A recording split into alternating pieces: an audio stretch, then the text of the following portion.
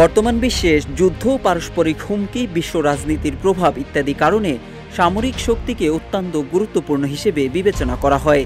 2024 সালের global fire পাওয়ারের তথ্য মতে বিশ্বে সামরিক শক্তির দিক দিয়ে 37তম অবস্থানে রয়েছে বাংলাদেশ।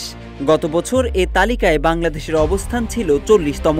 সে হিসেবে সামরিক শক্তিতে 3 ধাপ এগিয়েছে বাংলাদেশ। আর দক্ষিণ এশিয়ার দেশগুলোর মধ্যে সামরিক শক্তিমত্তার দিক দিয়ে বাংলাদেশের অবস্থান চতুর্থ। তবে বিশ্বে বাংলাদেশের অবস্থান 37তম হলেও প্রতিবেশী দেশ ভারতের অবস্থান চতুর্থ। 2006 সাল থেকে গ্লোবাল ফায়ার পাওয়ার একটি দেশের সশস্ত্র বাহিনীর আকার, অর্থনৈতিক অবস্থা, লজিস্টিক সক্ষমতা ও ভৌগোলিক অবস্থানের মতো 60টির বেশি বিষয় বিচার বিশ্লেষণ করে তালিকা তৈরি করে।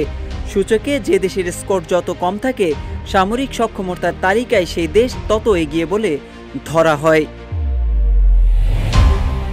গ্লোবাল ফায়ার পাওয়ারের তথ্য মতে 2024 সালে বাংলাদেশের স্কোর 0.5419। এবার সবচেয়ে কম 0.0699 স্কোর নিয়ে তালিকার শীর্ষে রয়েছে যুক্তরাষ্ট্র, অর্থাৎ সামরিক শক্তিতে শীর্ষস্থানে মার্কিন যুক্তরাষ্ট্র। দ্বিতীয় অবস্থানে আছে রাশিয়া, তৃতীয় চীন, চতুর্থ ভারত। তবে তালিকায় সর্বনিম্নে অবস্থান করছে ভুটান। 2024 সালের ফায়ার পাওয়ারের রিপোর্ট অনুযায়ী বাংলাদেশের এয়ারক্রাফট রয়েছে মোট 216টি, যার মধ্যে যুদ্ধবিমান 44টি এবং হেলিকপ্টার 73টি। এদিকে বাংলাদেশের স্থল বাহিনীর কাছে রয়েছে 320টি ট্যাঙ্ক, 71টি রকেট আর্টিলারি এবং 13,061টি সামরিক গাড়ি। বাংলাদেশের নৌবাহিনীতে রয়েছে 114টি নৌযান, যার মধ্যে 7টি ফ্রিগেট, 2টি সাবমেরিন এবং 55টি প্যাট্রোলিং ভ্যাসেল। ভারতের আকাশপথের সামরিক শক্তি অত্যন্ত শক্তিশালী। তাদের মোট এয়ারক্রাফট 2296টি, যার মধ্যে 606টি যুদ্ধবিমান, 869টি হেলিকপ্টার রয়েছে।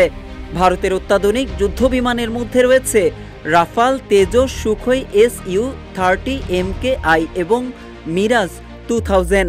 ভারতের হাতে রয়েছে 4614টি ট্যাঙ্ক, 702টি রকেট আর্টিলারি এবং 1,51,248টি সামরিক গাড়ি।